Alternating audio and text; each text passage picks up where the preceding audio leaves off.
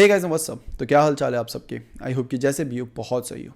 तो दोस्तों आज की जो कहानी है वो है नेपाल की। नेपाल के एक ऐसे हॉस्पिटल की जो कि कई समय से सुनसान पड़ा हुआ था। ये कहानी हमसे शेयर करी है खुद डॉक्टर अनिरुद्ध ने। Thank you so much Aniruddh for sharing your story with us. और अगर आप सबको भी अपनी स्टोरी शेयर करनी है तो आप दिए गए हुए मेल पर आकर अपनी स्टोरी शेयर कर सकते हैं। And now let's start this video. रात का समय था, अंधेरा हो रहा था और हवा भी अजीब सी ठंडी सी हो गई थी। डॉक्टर अनिरुद्ध जो कि एक एक्सपीरियंस्ड सर्जन थे, नए शहर में शिफ्ट होने के बाद ये उनकी पहली ड्यूटी थी। मैं यहाँ पर आपके साथ हॉस्पिटल का नाम नहीं शेयर कर सकता क्योंकि अनिरुद्ध नहीं चाहते कि मैं हॉस्पिटल का नाम बताऊं और अनिरुद्ध पर कोई भी ऐसी बात आए। लेकिन मैं इतना बता सकता हूँ कि ये हॉस्पिटल बहुत ज़्यादा फेमस हुआ करता था। लेकिन एक बार इस हॉस्पिटल में आग लग जाती है जिसके बाद से इस हॉस्पिटल को बंद कर दिया जाता है। कई टाइम तक ये हॉस्पिटल बंद ही पड़ा रहता है और फिर एक प्राइवेट कंपनी इस हॉस्पिटल को अपने अंडर ले लेती है, इसे रेनोवेट करवाती है और फिर वापस से शुरू कर देती है। हॉस्पिटल शुरू तो हो जाता है लेकिन अभी भी जो आसपास के लोग होते थे ये हॉस्पिटल में जाने से कतराते थे क्योंकि जिस दिन इस अस्पताल में आग लगी थी उस दिन कई सारे पेशेंट्स उस आग में झुलस कर मर चुके थे और कहा जाता है कि आज भी उनके जलने की, उनकी चिल्लाने की आवाज़ें लोगों को सुनाई देती है।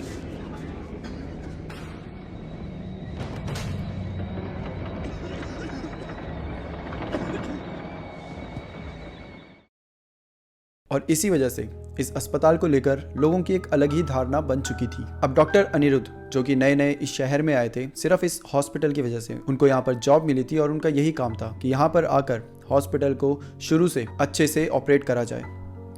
अनिरुद्ध के बारे में अगर बताया जाए तो वो ऐसे भूत प्रेत, पैरानॉर्मल एक्टिविटीज़ इन सब पे विश्वास नहीं करते। वो वैसे भी डॉक्टर है तो डॉक्टर और साइंटिस्ट इन सब चीज़ों में थोड़ा कम ही विश्वास रखते हैं। अनिरुद्ध का मानना था जो चीज़ें मैंने आज तक अपनी आंखों से नहीं देखी मैं उन पर विश्वास नहीं कर सकता। अब वहाँ पर आने के बाद उन्होंने आसपास के लोगों से काफ़ी कुछ चीज़ें सुनी कि हॉस्पिटल में आज भी अजीब सी आवाज़ें आती है। कई बार लोगों ने यहाँ कुछ देखा है बट अनिरुद्ध ने ये सब चीज़ें फेक मानी। ऐसा माना कि ये सब मिथ है और र्यूमर्स है जो कि सिर्फ ऐसे ही एक दूसरे को डराने के लिए फैलाए गए हैं। अनिरुद्ध का अब पहला दिन आ जाता है ज्वाइनिंग का। वो सुबह ही चले जाते हैं हॉस्पिटल में और पूरा अपना काम वाम में बैठ जाते हैं। पहले ही दिन वो अपना आईसीयू वार्ड में गुजारते हैं। अब पूरा दिन गुजर जाता है और फिर रात हो जाती है। रात के करीब 2 बजे होंगे जब सब कुछ शांत पड़ा था। तभी एक बुजुर्ग नर्स डॉक्टर के पास आती है। उन्होंने डॉक्टर से पूछा कि आप कब यहाँ से जाएंगे। तो डॉक्टर बताते हैं कि मैं आज यहाँ से नहीं जाऊँगा, दरअसल मेरी नाइट ड्यूटी लगी है। ये सुनते ही जो वो नर्स होती है उसके चेहरे के पूरे एक्सप्रेशन बिगड़ जाते हैं।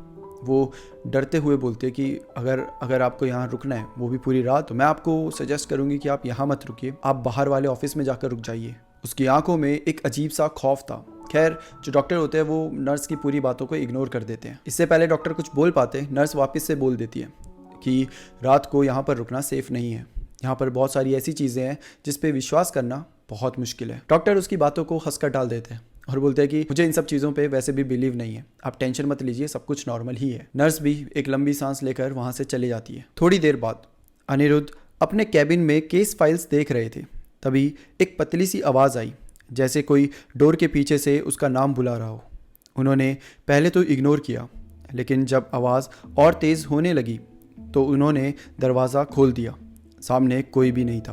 अब अनिरुद्ध हॉलवे की तरफ देखते हैं। सब कुछ शांत और सुनसान पड़ा हुआ था। तभी एक वार्ड बॉय रमेश वहाँ से गुजरता है और डॉक्टर को देख के बोलते हैं सर सब कुछ ठीक तो है ना। अनिरुद्ध 1 मिनट के लिए सोचते हैं और बोलते हैं कि हाँ मतलब मुझे लगा कि किसी ने मुझे बुलाया। रमेश जैसे ये सुनता है उसकी शक्ल एकदम सी फीकी पड़ जाती है और वो सीरियस टोन में बोलता है कि सर अगर आपको किसी की भी आवाज़ सुनाई दे या कोई भी आपको बुलाने की कोशिश करे तो बेटर होगा कि आप उनको इग्नोर कर दें। ये हॉस्पिटल बिल्कुल भी नॉर्मल नहीं है।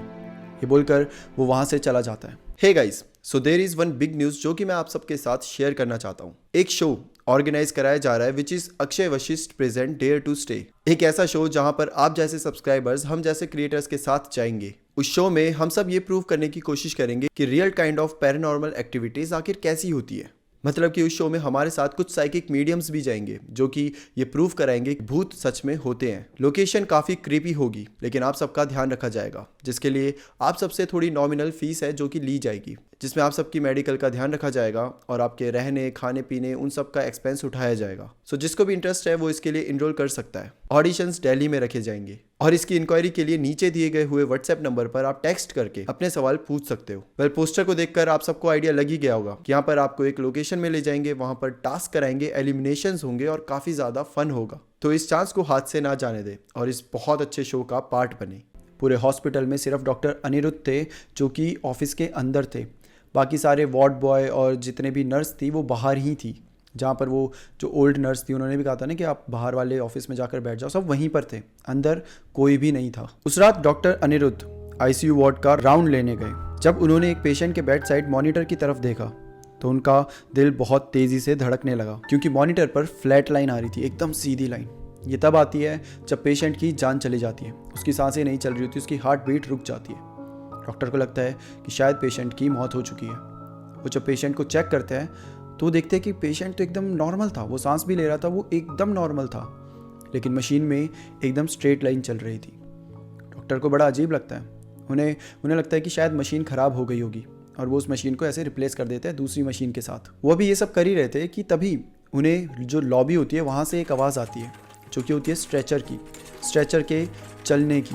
उन्हें लगता है कि शायद कोई आया होगा, कोई पेशेंट होगा या कोई नर्स होगी जो पेशेंट को लेकर जा रही होगी। वो आवाज़ भी देते हैं लेकिन आवाज़ का कोई भी रिस्पॉन्स आता नहीं है। और जब वो बाहर जाकर देखते हैं तो बाहर कुछ भी नहीं था, ना कोई नर्स, ना कोई पेशेंट, ना कोई स्ट्रेचर। अब जो डॉक्टर होते हैं वो थोड़े से कंफ्यूज हो जाते हैं, फिर भी वो इन सारी चीज़ों को इग्नोर करके अपने काम पर लग जाते हैं। कुछ समय बाद उन्हें एक और अजीब सी आवाज़ आती है। आईसीयू के एक कोने में एक छोटी लड़की सफ़ेद ड्रेस पहने खड़ी हुई थी। उसका चेहरा धुंधला था लेकिन उसकी आंखें एकदम सफ़ेद। जैसे ही डॉक्टर अनिरुद्ध उसको देखते हैं वो एकदम घबरा जाते हैं कि ये लड़की इतनी रात को यहाँ पर क्या कर रही है।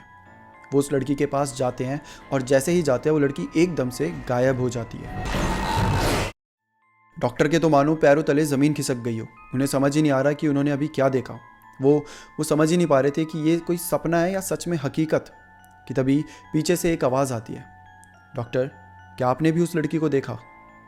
जब डॉक्टर पीछे मुड़ के देखते हैं तो पीछे वही बूढ़ी औरत, जो वो बूढ़ी नर्स थी, वो खड़ी थी। डॉक्टर बोलते कि हाँ, मैंने भी देखा, वो लड़की यहीं थी ना और एकदम गायब हो गई। मुझे लगा मैं हेलुसिनेट कर रहा हूँ, मुझे लगा कि शायद मेरी नींद पूरी नहीं हुई इसलिए मुझे ये सब दिख रहा है। क्या तुम्हें भी वो सब चीज़ें दिखी? नर्स बोलती है कि मैंने कहा था ना, यहाँ पर अक्सर आपको ऐसी चीज़ें दिखती है जो समझाना बेहद मुश्किल होता है। ये जो छोटी लड़की अभी आपको दिखी है, इसे अस्पताल में अक्सर लोगों ने देखा है। लोगों का ये भी कहना है कि जब हॉस्पिटल अच्छा खासा चलता था तब यहाँ पर एक छोटी बच्ची को लाया गया था जिसका एक्सीडेंट हुआ था। उसका ऑपरेशन करते करते ही उसकी मौत हो जाती है। उसका जो खून की सप्लाई होती है वो रुक जाती है और उसी कारण से वो जिंदा नहीं बच पाती और उसके मौत के 2 दिन बाद इस अस्पताल में आग लग जाती है। उसके बाद से कई बार लोगों ने इस हॉस्पिटल के छत पर उस लड़की को देखा है। जो हमारा वार्ड बॉय रमेश है ना, उसने भी कई बार इस लड़की को देखा है और उसने तो कंप्लेंट भी करी है, ऊपर जाकर कंप्लेंट करी है बड़े लोगों से कि इस हॉस्पिटल में एक लड़की है जिसकी चलने की, जिसके अक्सर हंसने की आवाज़ें आती है। लेकिन जो सीनियर्स है उन्होंने इसको लेकर कोई भी एक्शन नहीं लिया। अनिरुद्ध जैसे जैसे सब सुन रहे थे, धीरे धीरे उन्हें इन चीज़ों पर विश्वास हो रहा था, पर अभी भी उन्हें कहीं ना कहीं लग रहा था कि शायद वो हेलुसिनेट कर रहे हैं, शायद उन्हें ज़बरदस्ती चीज़ें दिख रही हैं, क्योंकि इन लोगों ने इतनी बार आके ये सारी चीज़ें बोल दी है। रात का समय है, अकेला मैं यहाँ पर, तो हो जाता है कभी कभी आपको चीज़ें दिखने लग जाती है। और बीइंग अ डॉक्टर उन्हें अच्छे से पता था कि हेलुसिनेशन क्या होता है, क्यों होता है, किस लिए होता है और कैसे होता है। तो अभी भी वो बहुत ज़्यादा डाउट में थे कि जो भी मैं देख पा रहा हूँ वो सही में सच है या फिर कोई आंखों का धोखा। लेकिन उनकी सोच बहुत जल्दी बदलने वाली थी। अगली रात जब वो अपनी ड्यूटी पर थे तभी उन्होंने देखा कि आईसीयू के एक रूम का दरवाज़ा अपने आप धीरे धीरे खुल रहा है। उन्होंने टॉर्च ली, टॉर्च से रोशनी जलाई और अंदर देखने की कोशिश करी। रूम में एक पुराना व्हील चेयर रखा हुआ था जो धीरे धीरे हिल रहा था, जैसे कोई उस पर बैठा हो। वो ये देखकर काफ़ी ज़्यादा फिर से घबरा जाते। अब वो ये भी नहीं कह सकते कि ये जो व्हील चेयर है ये हवा की वजह से हिल रहा हो, क्योंकि वहाँ पर हवा थी ही नहीं, कोई ज़रिया नहीं था जहाँ से हवा आ सके, और अगर आ भी जाए तो इतनी ज़्यादा ज़ोर से नहीं आएगी कि इतनी भारी व्हील चेयर को खुद हिला दे। डॉक्टर अभी ये सब सोच ही रहे थे कि तभी अचानक से उनको एक लड़की के चिल्लाने की आवाज़ आती है। बहुत ज़ोर से आती है, इतनी ज़ोर से कि जो वहाँ की लाइट्स होती है वो फ्लिकर करने लग जाती हैं। डॉक्टर अनिरुद्ध को कुछ समझ नहीं आ रहा था। उनकी पूरी बॉडी शिवर कर रही थी। कैसे कैसे करके तो वहाँ से भाग जाते हैं और भागकर बाहर आ जाते हैं। वो पूरे पसीने में लथपथ हुए पड़े थे और उनकी बॉडी बस कांपे जा रही थी। बाहर वही बूढ़ी नर्स और रमेश जो वार्ड बॉय था वो खड़ा था। वो बाहर आते हैं और उन्हें ये सारी चीज़ें बताते हैं कि मैंने ये सब चीज़ें देखी। तो वो बताते हैं कि आप अकेले नहीं हो जिन्होंने ये सब चीज़ें देखी है, आपसे पहले भी कई डॉक्टर्स आए हैं और उन्होंने यही सारी चीज़ें देखी हैं।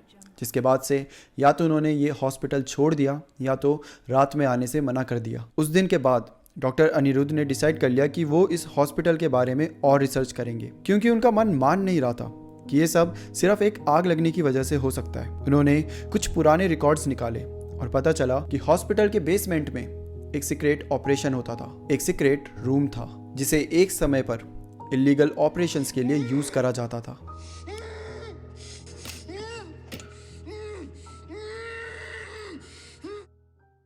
और उसी इलीगल ऑपरेशन के समय पर कई और ऐसी इलीगल चीज़ें हुई जिसकी वजह से कई लोगों ने अपनी जानें गंवाई। और फिर एक रात डॉक्टर अनिरुद्ध अपने साथ वही बूढ़ी औरत जो बूढ़ी नर्स थी और वो जो वार्ड बॉय रमेश था, उन दोनों को साथ लेकर बेसमेंट में जाते हैं। ऑल तो ये दोनों तो बोल रहे थे कि डॉक्टर सर आप क्यों इन सब चीज़ों के पीछे पड़े हो, रहने दो ना, लेकिन वो ले जाते हैं। वो दोनों भी चुपचाप चल पड़ते हैं, डॉक्टर्स के ऑर्डर हैं, फॉलो तो करने पड़ेंगे।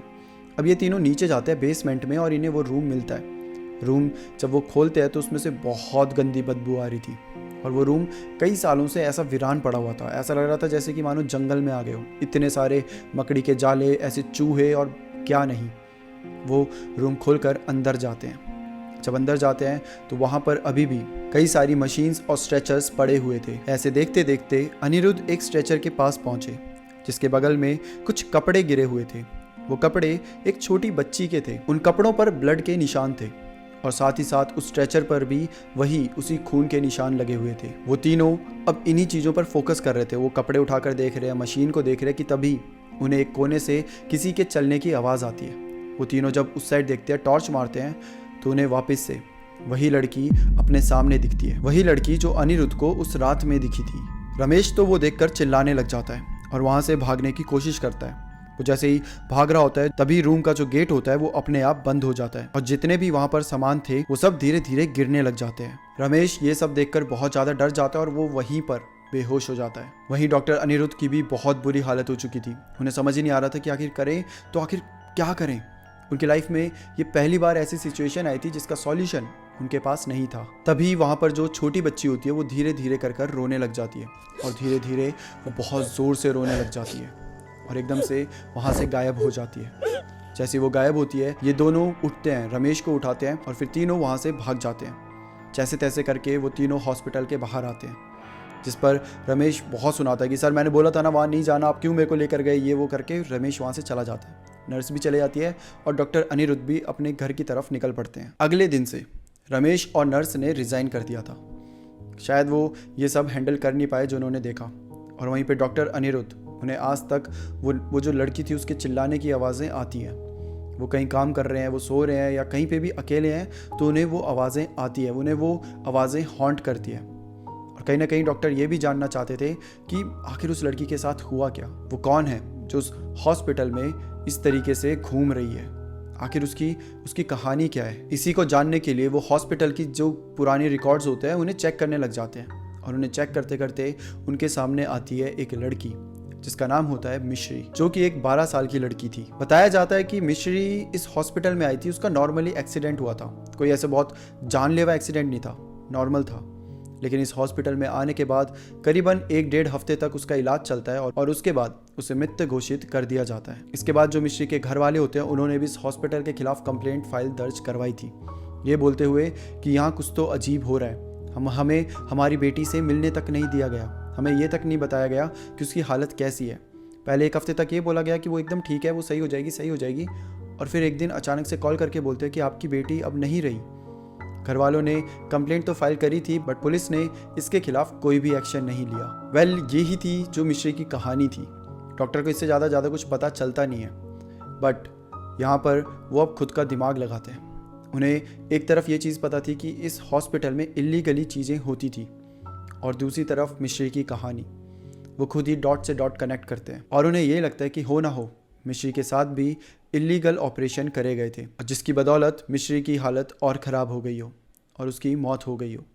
फिर उन्हें याद आता है कि जब वो नीचे रूम में भी गए थे बेसमेंट वाले, तो वहाँ पर उन्हें लड़की के कपड़े दिखे थे और उनमें खून के धब्बे दिखे थे, जो कि काइंड ऑफ डॉक्टर को ये अश्योर कराता है कि जो वो सोच रहे हैं वो सब सच है, वही उस लड़की के साथ हुआ होगा। उन्हें मिश्री के लिए बहुत बुरा लगता है। उन्हें लगता है कि काश वो होते और उसकी कुछ हेल्प कर पाते, काश जब उसके साथ ये सब हो रहा था तो वो उसे रोक पाते। बट अब डॉक्टर के हाथ में कुछ भी नहीं था। वो पीछे जाकर समय को तो नहीं बदल सकते थे, तो वो बस गिल्ट के साथ ही रहते हैं और उन्हें समझ नहीं आता कि आखिर वो इस हॉस्पिटल में काम क्यों करें, क्योंकि उन्हें कहीं ना कहीं पता था कि जो बड़े लोग हैं जिन्होंने हॉस्पिटल खरीदा है वो भी इन सब चीज़ों में इन्वॉल्व है। वो भी कोई दूध के धुले तो नहीं है, उन्हें भी ये सारी चीज़ें अच्छे से पता होंगी और 110% श्योर एक बार ये हॉस्पिटल चल गया तो आगे फिर से यही सारी चीज़ें करेंगे। तो डॉक्टर अनिरुद्ध अपना मन बना लेते हैं और अगले ही दिन इस हॉस्पिटल से रिज़ाइन कर देते हैं। डॉक्टर ने हॉस्पिटल से रिज़ाइन करा। कुछ दिन यहाँ वहाँ धक्के खा के एक अच्छे हॉस्पिटल में उनको जॉब मिल चुकी थी। आज के दिन में डॉक्टर एक बहुत अच्छी जॉब कर रहे हैं, बहुत अच्छे पोस्ट पर है। बट ये जो कहानी है वो आज तक नहीं भूले कि किस तरीके से उस लड़की की आवाज़ उनके कानों में गूंजती थी। आज भी कई बार जब वो सोते हैं तो रात को उन्हें वही सपने आते हैं, उसी लड़की का चेहरा, उसी लड़की का रोना और उसी लड़की के चिल्लाने की आवाज़ें आज तक उन्हें हॉन्ट करती है। ये थी दोस्तों डॉक्टर अनिरुद्ध की स्टोरी, जो कि नेपाल के एक ऐसे हॉस्पिटल में हुई थी जिसका काम तो लोगों को बचाना था, पर उसी हॉस्पिटल में वही डॉक्टर्स कुछ ऐसी चीज़ें कर रहे थे जिससे घायल लोग बचना तो बहुत दूर की बात, जो स्वस्थ लोग थे, हेल्दी लोग थे, वो भी मौत के घाट उतर जाते। So that's it for today. फिर मिलते हैं किसी और टॉपिक के साथ, तब तक के लिए bye bye and take care.